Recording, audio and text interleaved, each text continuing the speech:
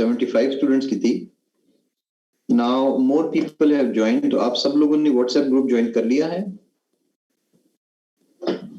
We have 92 participants. ओहो students, ये जरा ख्याल रखना, क्लास में मेरे पास 87 स्टूडेंट्स हैं और व्हाट्सएप में 92 आप पहुंचे हैं, इसीलिए लिंक शेयर करना जो है ना वो कोई सही चीज नहीं होती। ये क्या चक्कर है भाई? ये 5 आउटसाइडर्स हैं, कौन लोग हैं ये? क्लास में थोड़े लोग बैठे हुए हैं, व्हाट्सएप में ज्यादा बैठे हुए हैं। सीआर्स आप दोनों जो हैं ये चेक कीजिएगा, इसके बाद इस क्लास में आप एडमिन्स हैं और एक्स्ट्रा बंदा मुझे कोई नहीं चाहिए, वरना मैं ग्रुप बंद कर दूंगा। ये जो आउटसाइडर्स जो बैठे हुए हैं ना, अब इसके अंदर 5 मोर, दिस इज नॉट एक्सेप्टेबल। नहीं अटेंडेंस नहीं, ये आप लोगों का मसला है, आपने हल करना है, अदरवाइज मैं सिंपली इसको बंद कर दूंगा बस। ये बाद में जरा मैच करो कौन कौन है एंड रिमूव दोज पीपल। ये काफी दफा होता है, एक्स्ट्रा बंदे बीच में जो है मजे से बैठे होते हैं और स्टूडेंट्स ही बीच में से करते हैं। जब लिंक आया ना तो उन्होंने अपने आसपास जो दोस्त हैं उनको भी पकड़ा दिए, वो अपना नुकसान करते हैं इसी चक्कर में। Okay, so let's look at one more example of the paragraph structure. अच्छा स्टूडेंट्स, आपको जो अब काम करवाना है बेसिकली, ये जिस तरह मैं सेंटेंस बाय सेंटेंस आपको दिखा रहा हूं, इसी तरीके से मैं अब आपको एक इसके लिए स्ट्रक्चर का फॉर्म दूंगा जो हमने सेंटेंस बाय सेंटेंस बनाया हुआ है। ठीक है मोहम्मद अली, अभी आगे काफी सारे पैराग्राफ्स पढ़ने हैं बेटा, तो उसमें आप सेंटेंस 4 और 5 को वो देख लीजिएगा, क्योंकि सिर्फ एक पैराग्राफ तो नहीं ना मैंने पढ़ाना, मैंने 2-3 पैराग्राफ पढ़ाने हैं, तो उसमें आप 4 और 5 को समझ ले जरा उसके ऊपर। अच्छा जी, ओके। सो अभी तक जो हमने चीज देखी है वो ये है, एकेडमिक पैराग्राफ का स्ट्रक्चर जो है वो क्या होता है कि उसके अंदर एक टॉपिक सेंटेंस होता है, उसके बाद एक्सप्लेनेटरी सेंटेंस है, उसके बाद सपोर्टिंग पॉइंट 1 और उसकी एग्जांपल 1, और यहाँ पे अब मैं जो आपको फॉर्म दे रहा हूँ ये वाला, इसके अंदर मैंने सपोर्टिंग पॉइंट 2 भी जगह रखी है उसकी भी, और उसके बाद अगर आप सपोर्टिंग पॉइंट 2 लगा रहे हैं जो कि ऑप्शनल है, तो एग्जांपल 2 जो है वो भी लिखनी पड़ेगी, और आखिर में कंक्लूडिंग सेंटेंस। अब ये फॉर्म बनाया इस तरह से गया है, आप इसको प्रिंट करें, ये पूरे पेज के ऊपर है। तो इसके अंदर आपने हैंड रिटन हर खाने के अंदर, हर सेक्शन के अंदर जो टॉपिक सेंटेंस है सिर्फ एक सेंटेंस टॉपिक का लिख दें, उसके बाद एक्सप्लेनेटरी, यानी अभी मैंने आपसे रनिंग पैराग्राफ जो है वो नहीं चाहिए हमें। हिरा खान, मैंने रेफरेंस का नाम नहीं ना बोला, तो फिर अब रेफरेंस का नाम आपने भी नहीं बोलना, जब रेफरेंस ऐड करवाना होगा तो मैं आपको सिखा दूंगा।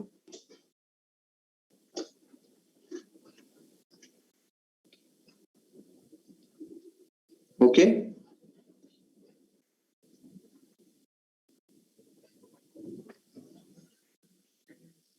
ये स्टूडेंट, ये समझ आ रही है? सेंटेंस बाय सेंटेंस, ये हैंड रिटन आपने एक एक सेंटेंस इसके अंदर लिखना है, टॉपिक मैं आपको दे देता हूं, और उसके बाद अगर आपने सपोर्टिंग पॉइंट 2 लिखना है तो मोस्ट वेलकम करें, अगर नहीं लिखना लाजमी नहीं है, मिनिमम 5 सेंटेंसेस से भी पैराग्राफ लिखा जा सकता है। इस वक्त आपने, जी मैं शेयर कर रहा हूं फॉर्म आपके साथ।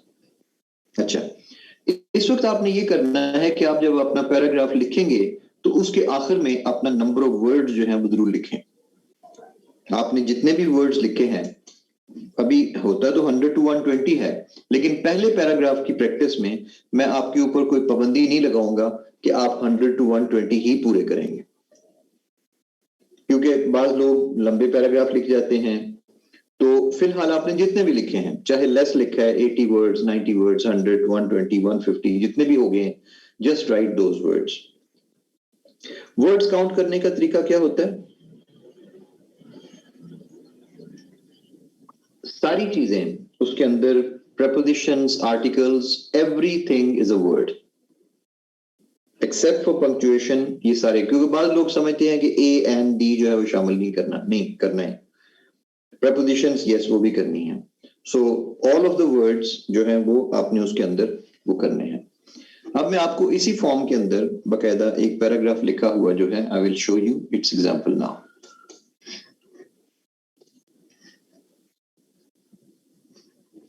फॉर एग्जांपल हमारे पास सब हेडिंग जो है वो हमें मिली हुई है।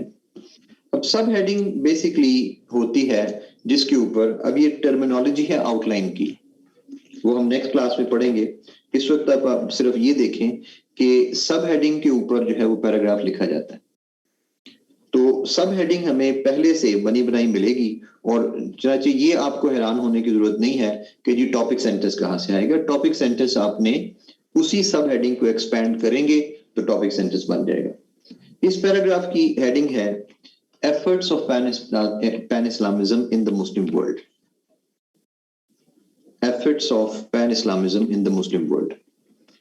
अब टॉपिक सेंटेंस इसका ये है कि during the late 1960s and early 1970s, several Islamic states became independent and the need of pan-Islamism was felt across the globe. अब pan-Islamism आपके सामने एक टर्म के तौर पे आया है, मैं उसको एक्सप्लेन नहीं कर रहा, और इसको आपने भी सेंटेंस 1 के अंदर कभी भी हम डेफिनेशंस नहीं देते कि जी pan-Islamism क्या चीज है। आमतौर पे स्टूडेंट गलती ये करते हैं कि वो यहां लिखना शुरू कर देंगे कि pan Islamism means this this this this this. नहीं, ये काम हमेशा सेंटेंस नंबर 2 में होगा। आप सेंटेंस 1 में पैन इस्लामिज्म है, उसी तरीके से हमने वो टर्मिनोलॉजी यूज कर ली है।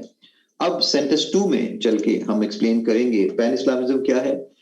The idea was that Muslim states could form an Islamic block.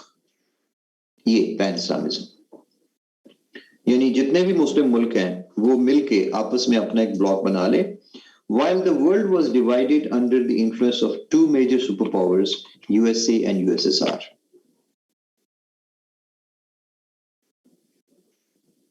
ठीक है, ये वो कोल्ड वॉर का एरा है ना, जब 1960s 70s में एक सुपर पावर यूएसए होती थी और एक सुपर पावर यूएसएसआर। तो सारी दुनिया जो थी वो बटी हुई थी between these two super powers. तो इस्लामी कंट्रीज ने फिर ये सोचा कि हमें अपना जो है वो अपना इस्लामिक ब्लॉक बना लेना चाहिए, ना कि हम इन दोनों सुपर पावर्स के दरमियान जो है वो तकसीम होते रहे। अब ये तो देखें सेंटेंस 2 जो है वो सिर्फ और सिर्फ सेंटेंस 1 को एक्सप्लेन कर रहा है। एक्चुअल जो पैराग्राफ जिस चीज के लिए लिखा गया है वो पॉइंट सेंटेंस नंबर 3 में आ रहा है। The leaders of major Muslim nations sought to unite the Muslim Ummah under one flag of Islam. यानी पैन इस्लामिज्म क्या चीज थी कि हम देखें किस तरह एक बात से दूसरी बात से तीसरी बात आगे बढ़ाई जा रही है कि इस्लामिक ब्लॉक बना ले तो ये पैन इस्लामिज्म होगी। वजह क्या, मुस्लिम नेशंस के लीडर्स ने ये सोचा कि मुस्लिम उम्मा को इकट्ठा करने की जरूरत है दोबारा से under one flag of Islam, कि जब मजहब एक है तो फिर इन सब का जो है वो कहीं ना कहीं इनको यूनाइट करने की जरूरत है। The purpose was to compensate the dissolution of the Ottoman empire. पहले ऑटोमन एम्पायर होती थी सल्तनत उस्मानिया, जो 1918 1920s में डिसॉल्व कर दी गई, तोड़ दी उन्होंने अंग्रेजों ने। और फर्स्ट वर्ल्ड वॉर के बाद जो था वो सारी मुस्लिम उम्मा जो थी वो जो पहले सारी अंडर वन फ्लैग होती थी वो सारे के सारा उसको तकसीम कर दिया। उसके बाद हमें आजादी तो मिली 1940s में, जैसे 47 में पाकिस्तान बना, 49 में इंडोनेशिया, 51 में कुवैत आता है, उसके बाद 1957 में मलेशिया आता है, उसके बाद यानी इतने कंट्रीज 50 से ज्यादा कंट्रीज 1969 1970 71 में यूएई, 73 में ओमान, ये सारे कंट्रीज जो थे एक एक करके आजाद होते गए।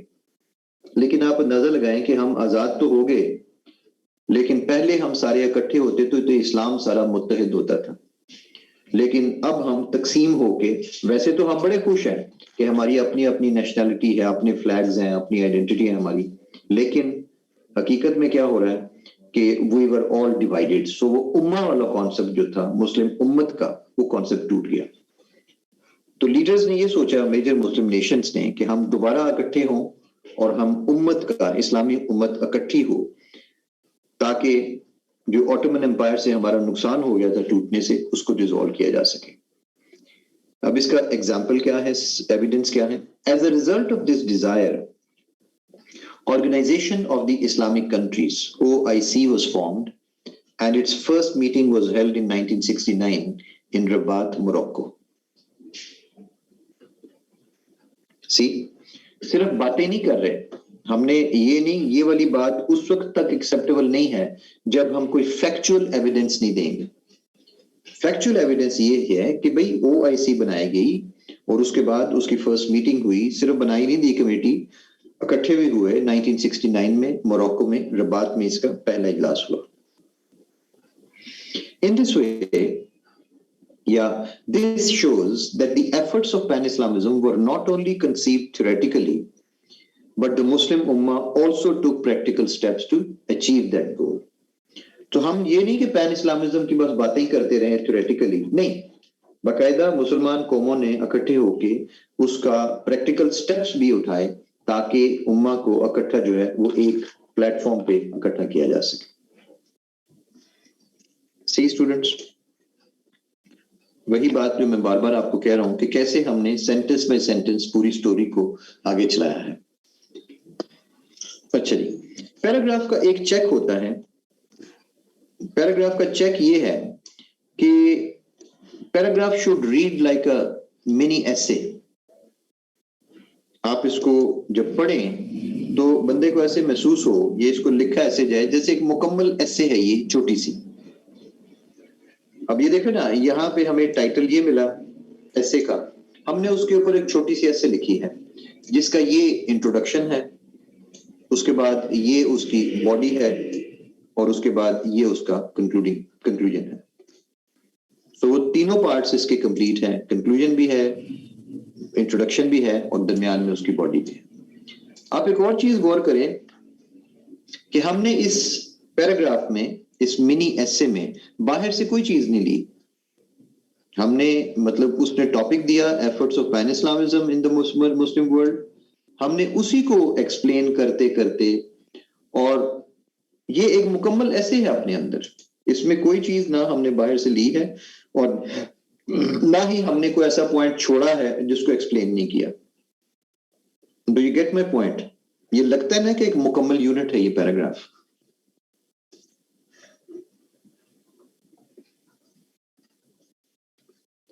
यानी टॉपिक स्टार्ट किया कहां से और फिर सेंटेंस बाय सेंटेंस करते करते हमने अपनी सारी बात जो है मुकम्मल की है। अभी आप रेफरेंस के पीछे ना पड़े, वो हम नेक्स्ट क्लास में करेंगे। अभी आप सिर्फ एविडेंस दें।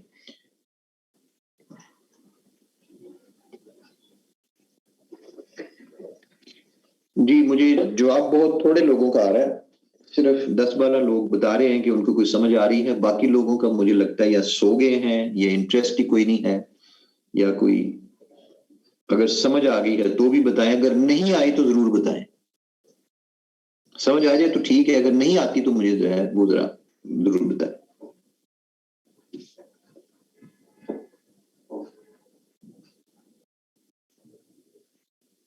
तो इस तरीके से हम पैराग्राफ को सेंटेंस बाय सेंटेंस डेवलप करते हैं। और जी, ऐसे कोई पैराग्राफ स्ट्रक्चर पढ़ा रहा हूं ना बिलाल अहमद खान, और क्या चीज बेटा पढ़ा रहा हूं? पूछ रहे हैं कि क्या ऐसे में पैराग्राफ स्ट्रक्चर ये है? रनोसोमा, इसके अंदर जरा पैरावर्ड ज्यादा है, ये क्योंकि आपको सिर्फ समझाने के लिए किया है।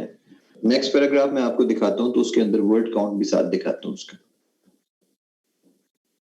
ये 120 से काफी ज्यादा है। एक्सपोजिटरी, एब्स्ट्रैक्ट एंड आर्गुमेंटेटिव, जी सारी किस्म की एसेज में पैराग्राफ स्ट्रक्चर यही रहेगा।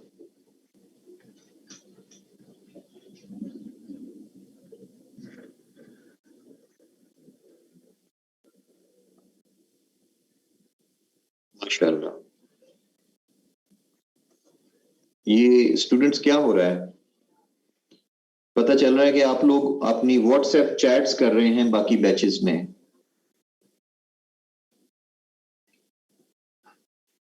तो फिर ये वाली क्लास बंद कर देते हैं, करें चैटिंग जाके व्हाट्सएप में।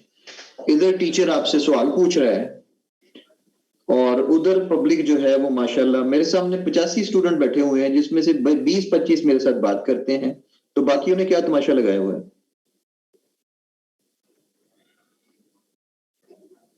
बंद करें इसको, जाएं जाके उधर चैटिंग करें।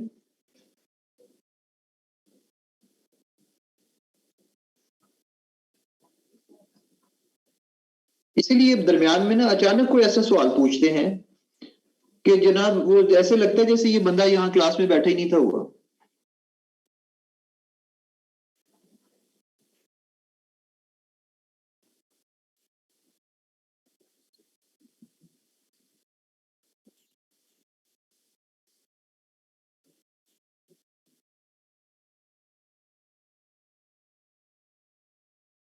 कौन सी व्हाट्सएप में चल रही है फाइट? मुझे भी दिखाओ कौन सा व्हाट्सएप है ये तो बड़ा अफसोस हुआ मुझे सुन के।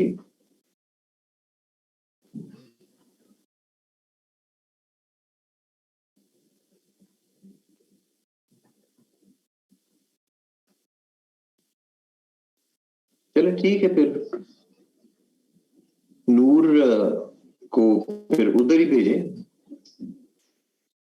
यहां से आप निकले शाबाश चलें। और अभी कोई जवाब नहीं आ रहा नूर फातिमा का, यहाँ पे कोई जवाब नहीं आया अभी तक, ये मुसलसल उधर ही बिजी है, इनको फिर उधर ही भेजें आप।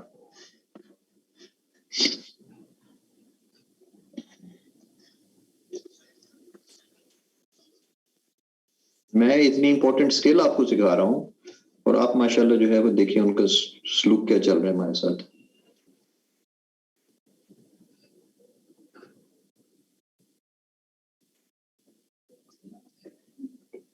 नूर, I am removing you from this. Naveed Rana, इसको मैं वेटिंग रूम में डाल रहा हूं और इसको आपने एंटर नहीं कराना आप क्लास में।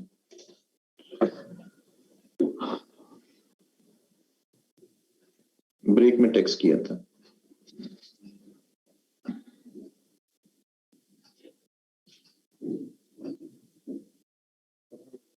नहीं, मुझे नहीं पता ये क्या कर रहे हैं, टाइम जाया कर रहे हैं जो भी कुछ है। बहरहाल मेरा काम आपको पढ़ाना है और मैं बगैर तो जो स्टूडेंट्स की ना हो उनको मैं फिर नहीं पढ़ाता।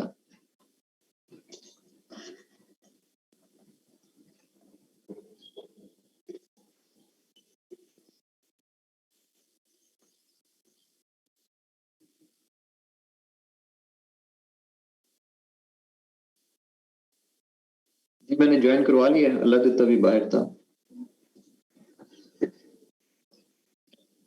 मारूफ, मैं जो जिस वक्त मेरा दिल करेगा मैं लेक्चर कंटिन्यू करेंगे, आपने मुझे नहीं बताना।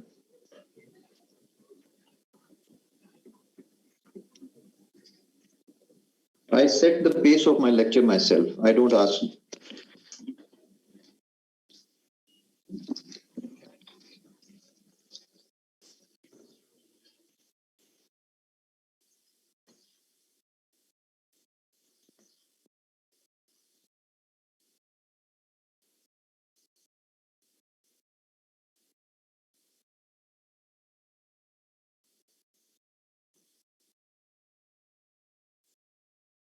आप जो मर्जी करें जी, सॉरी कहने की जरूरत नहीं है। मैं अपना लेक्चर कंप्लीट करूं, जो चीजें पढ़ाने वाली हैं वो कंप्लीट करूं और बस छुट्टी करें, आराम से चैटिंग करें। Okay, so another paragraph I would like to show you. अभी तक आपने जो पैराग्राफ देखा था उसका जो सब हेडिंग थी वो जरा डिफरेंट थी बनिस्बत इसका।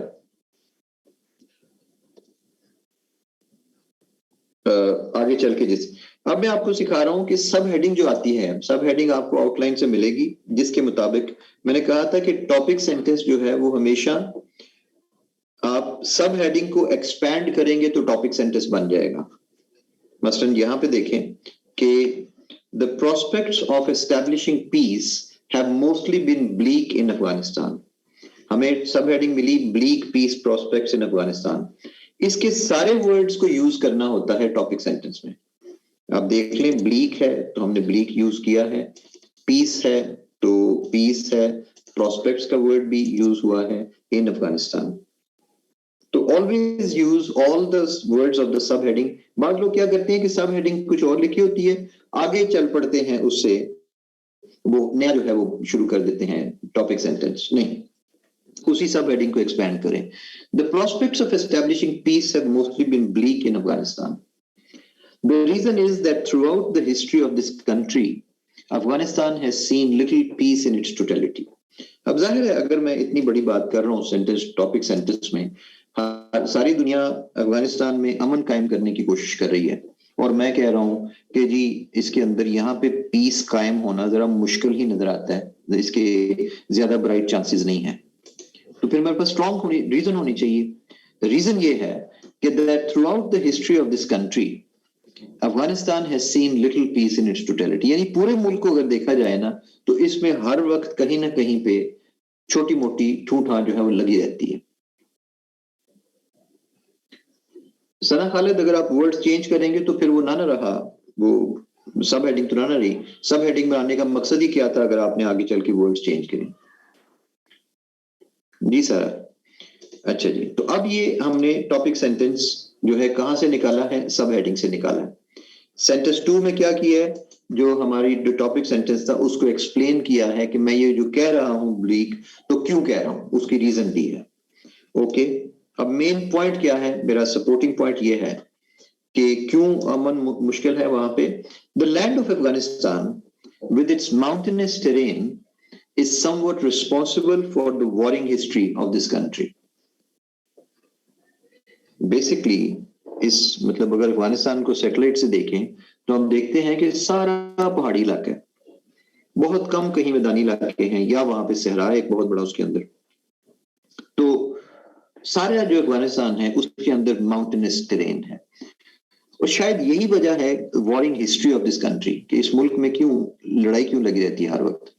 It comprises ethnically different people who live isolated in different valleys and plains. एक तो वहां पे वैरायटी बहुत ज्यादा लोगों की, एथनिकली बहुत डिफरेंट है, लेकिन ठीक है पाकिस्तान में भी है एथनिकली डिफरेंट। लेकिन ये लोगों का मसला ये है कि वो जोग्राफिया ऐसा है उस मुल्क का कि लोग वैलीज में और प्लेन्स में अलग अलग जगहों पर बिखरे हुए हैं, और उनका आपस में कांटेक्ट कोई नहीं है, जिस वजह से वहां पे इख्तिलाफात जो है वो बड़े आराम से जो है वो निकल आते हैं। सपोर्टिंग पॉइंट, अब जब तक हम कोई एग्जांपल नहीं देंगे, वर्ल्ड ऑफ रियलिटी से नहीं इसको कनेक्ट करेंगे, उस वक्त तक ये बात मानने वाली नहीं है। मेरे पास एविडेंस ये है कि अफगानिस्तान कंप्राइजेस 34 प्रोविंसेस। 34 प्रोविंसेस। अब ये बंदा हैरान रह जाता है, देखो वो मुल्क आबाद रकबे के लिहाज से पाकिस्तान के बराबर है अफगानिस्तान, लेकिन आबादी के लिहाज से बहुत कम है। वहां मुश्किल से पौने 4 करोड़ आबाद है, हम 22-23 करोड़ है। तो लेकिन हमारे 4-5 सूबे हैं, और वहां पे इतनी कम पॉपुलेशन के बावजूद 34 प्रोविंसेस हैं, each one of which is ruled by 1 or 2 dominant tribes. जब ये नेशनल गवर्नमेंट बनी तो कबाइल से जब बात हुई तो वो कहने लगे जी हम नहीं जानते नेशनल गवर्नमेंट क्या चीज है, हम जहां बैठे हुए हैं हमें यहाँ पे गवर्नमेंट दे दें बस। तो फिर जो भी कोई डोमिनेंट ट्राइब्स थे वहां पे, उनको जो थी वो उन्होंने अपने अपने सूबे जो थे 34 प्रोविंसेस। ये दुनिया का सेकंड मोस्ट सेगमेंटेड कंट्री। एक और कंट्री भी है प्रोबेबली नाइजीरिया और सम अदर कंट्री, उसके 37 प्रोविंसेस। तो जहां पे इतनी ज्यादा डिवीजन होगी वहां पे किस तरीके से काम। These tribes are mostly at daggers drawn with each other. ये ट्राइब्स ऐसे हैं जिनकी आपस में बनती भी नहीं है। Whether the dispute is territorial, cultural, social और religious, it is mostly settled in militant style. फिर इनकी आपस में बनती नहीं है। कोई भी किसी किस्म का डिस्प्यूट आ जाए तो ये बैठ के तो बात करनी नहीं, वो लड़के कहने लड़के हम फैसला करेंगे। It is mostly settled in militant style. In this way, the desire of peace in Afghanistan is not supported by historical evidence. Concluding sentence देखें, मैंने टॉपिक सेंटेंस में कहा था कि थ्रू आउट हिस्ट्री, मतलब यहाँ पे जो है वो ये हमारा ये इसका टॉपिक सेंटेंस को एक्सप्लेन किया था। तो कंक्लूडिंग सेंटेंस में हम हिस्ट्री को दोबारा करते हैं कि in this way the desire of peace in Afghanistan is not supported by historical evidence. ये 131 words का मेरा पैराग्राफ हो गया. हमने 100 to 120 words का करना होता है, लेकिन मेरा जो स्टाइल है राइटिंग का वो आमतौर पे मेरा 130, 135 to 140 वर्ड्स का मैं लिखता हूँ. इसी तरह से आप लोग भी ग्रेजुअली जब 10-12 पैराग्राफ्स लिख लेंगे अलग अलग, तो आपके पास भी एक एवरेज आ जाएगी कि कोई 100 वर्ड्स का लिखता है, कोई 120 का, कोई 130 का. तो फिर जो आपका स्टैंडर्ड बन जाएगा एक पैराग्राफ की प्रैक्टिस के बाद, तो उसके मुताबिक आप अपनी एसे के पैराग्राफ्स को वेरी कर सकते हैं. अगर आप लंबे पैराग्राफ्स लिखते हैं तो पॉइंट्स कम लिखेंगे, 15 या 14 या 13 पॉइंट्स लिखेंगे. अगर छोटे पैराग्राफ्स लिखते हैं तो आपको फिर पैराग्राफ्स भी ज्यादा लिखने पर 20 पॉइंट्स लिखने पड़ेंगे.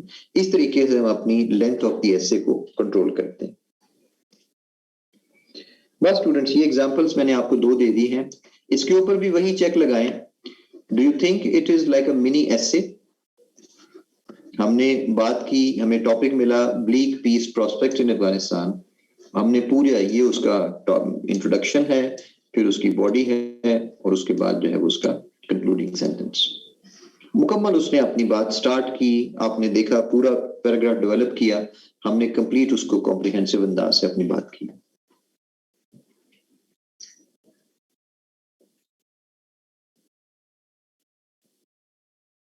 ठीक है, तो ये आपके पास मैं तीनों पैराग्राफ्स ये वाले और पैराग्राफ्स का फॉर्म जो है वो आपको दे रहा हूं, और होमवर्क जो है वो मैं जरा आपको दिखा दूं. आपने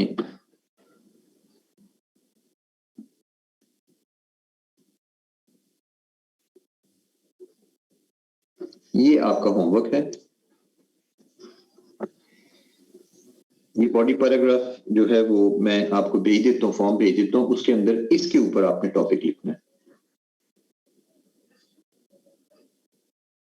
सारा अहमद, मैंने कहा ना कि जो ओआईसी वाला था वो टॉपिक सेंटेंस को एक्सपैंड नहीं कर रहा था. उस वक्त मैं आपको उसके ऊपर फोकस नहीं था करवा रहा. तो कंफ्यूजिंग नहीं है, इसके ऊपर आप परेशान ना हो. हाँ, आप कंफ्यूज नहीं हो जाया करते. ये खुद से लिखना है जाहिर है, और किसने लिखना है? किसी और से लिखवाना है? अच्छा जी, अब मुझे पहले तो ये बताएं, अब आप पैराग्राफ लिख भी सकते हैं कि नहीं? नहीं ब्राउजिंग करें. क्यों नहीं ब्राउजिंग करनी? आपने जो इंफॉर्मेशन लिखनी है, एविडेंस लिखनी है, उसके लिए तो ब्राउजिंग की जरूरत है ना. एक एक सेंटेंस करके इसको बना सकते हैं कि नहीं? जब सेंटेंस 4 में जाएंगे तो आपको एविडेंस चाहिए होगी, उसके लिए आप ब्राउजिंग करें, उसके अंदर इंटरनेट पे सर्च करें, अपनी एविडेंस दें. ये होमवर्क है आपका. अच्छा जी, अब जरा बात कर लें जरा इसकी sub heading, negative effects of social media on youth.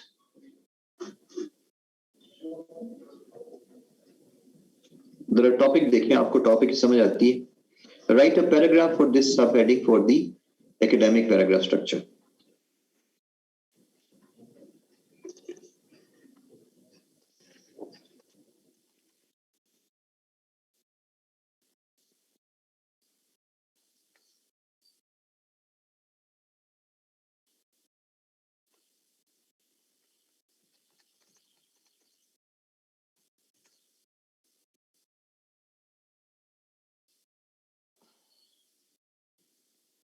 ये आपने आज 16th है ना, आपकी क्लासेस जरा जल्दी हुआ करेंगी थोड़ी सी. मेरा हाल है 18th या 19th तक आप सबमिट करवा दें. ग्रुप में, व्हाट्सएप ग्रुप जो है उसी के अंदर करना है जी, सिर्फ 1 पैराग्राफ. अच्छा, अब जरा बात सुन ले. जर्निश, you taught to mention reports in paragraphs. किस वक्त कहा है मैंने? ये मैंने तो आपके साथ ये बात नहीं की आज. जर्निश, किसी और ग्रुप की बात आप कर रही हैं? Saad Anwar, if there are some supporting points but we feel that it would ultimately result in exceeding the word limit, what shall we do in that case? Saad Anwar, 2 supporting point तक दे लें, उससे ज्यादा ना करें. बस इसमें थोड़ा control करना होता है ना, ये स्ट्रक्चर्ड राइटिंग है ना. अच्छा स्टूडेंट्स, ये जरा देखिएगा कि ये जो मैंने आपको टॉपिक दिया है, फर्ज किया इसके अंदर से टॉपिक क्या है? Negative effects of social media on youth. अगर मैं इसमें से नेगेटिव का वर्ड खत्म कर दूं तो क्या इस पे पैराग्राफ लिखा जा सकता है? आपका टॉपिक सेंटेंस जो है वो हमेशा बड़ा स्पेसिफिक होता है। जी नहीं, इस पे पैराग्राफ नहीं लिखा जा सकता, इसलिए कि जब नहीं लिखा जा सकता ना, क्योंकि कौन से इफेक्ट्स पॉजिटिव लेंथी का नहीं मसला मोमना। आप पूछेंगे कि इसके अंदर पॉजिटिव इफेक्ट्स लिखने हैं कि नेगेटिव इफेक्ट्स लिखने हैं, और आप एक ही पैराग्राफ में नेगेटिव और पॉजिटिव दोनों नहीं लिख सकते। Do you get my point? Paragraph का स्कोप बड़ा लिमिटेड सा होता है, ये याद रखिएगा। लोग गलती से मसलन ऐसे का टॉपिक उठा लेते हैं और उस पर पैराग्राफ लिखने की कोशिश करते हैं। मसलन किसी ने लिखने की कोशिश की जी pros and cons of globalisation, उस पर पैराग्राफ लिखने की कोशिश की, बेवकूफी है। बात हो रही है प्रोज एंड कॉन्स, दो अलग अलग चीजें, पूरी ऐसे का टॉपिक है। जो पैराग्राफ का स्कोप होता है हमेशा बड़ा लिमिटेड सा होता है। मैं उसकी एग्जांपल देता हूं आपको। अब जब आपसे बात होगी effects of social media on youth, तो इसकी सबसे पहले तो आप ये पूछेंगे कि पॉजिटिव इफेक्ट लिखने हैं कि नेगेटिव इफेक्ट लिखने हैं। दोनों नहीं लिख सकते हम, इसलिए मैंने आपको स्पेसिफाई कर दिया है कि नेगेटिव इफेक्ट्स। पहली बात,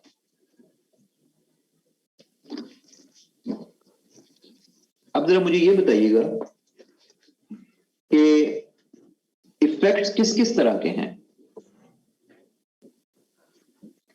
सोशल मीडिया सब लोग यूज करते हैं, नौजवानों पे सोशल मीडिया के इफेक्ट्स किस तरह के हैं, कौन कौन से हैं?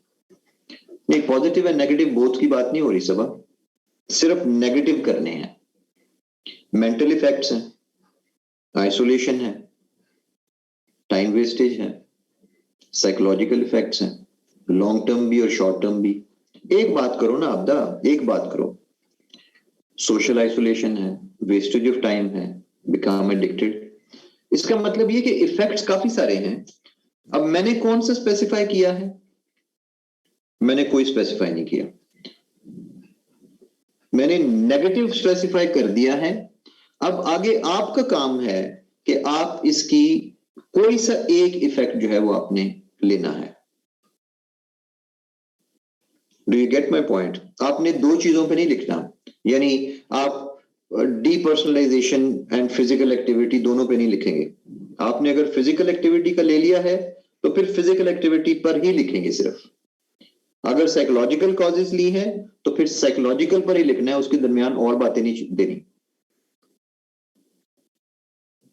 जी एग्जाम्पल के बगैर तो मोमना कोई चीज एक्सेप्टेबल नहीं है ना। Do you get my point? यानी इसको स्पेसिफिक आपने खुद करना है, यानी आप सबके पैराग्राफ्स एक जैसे नहीं होंगे। समझ आ रही है? आप सबके पैराग्राफ्स डिफरेंट होंगे। जी जाहिर है सबा, इलेक्ट्रॉनिक मीडिया जो है वो सोशल मीडिया के हिस्सा है ना बस। सर हम ऐसे नहीं लिखेंगे कि social media has many negative effects on youth. ना जी, मैनी की तो बात नहीं हो रही। चलो मैनी कह लो Ahmed Khan, social media has many negative effects on youth, chief among which is the physical effects, are the physical effects। उसी सेंटेंस में आप ये भी कह जाएंगे कि हैं तो बहुत से नेगेटिव इफेक्ट्स, लेकिन उनमें से सबसे ज्यादा जो है वो ये वाला है।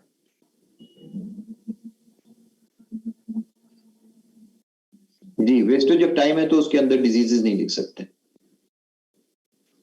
One negative effect in one paragraph. Yes Sadia Nawaz, इस वक्त मैं आपको एक पैराग्राफ लिखने के लिए दे रहा हूं।